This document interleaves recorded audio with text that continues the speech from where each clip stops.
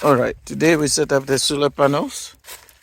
Here is from HZUSUN,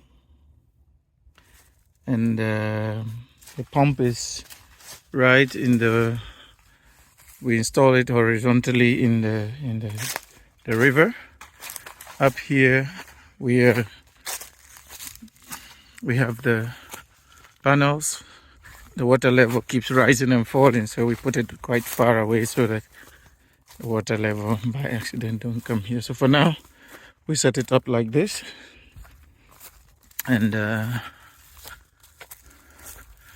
but yeah, you know, I'm sure idea.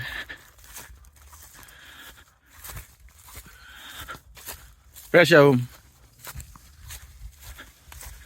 So we tested in the water.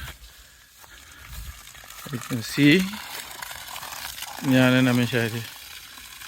Yeah, so there's water from the solar submersible pump.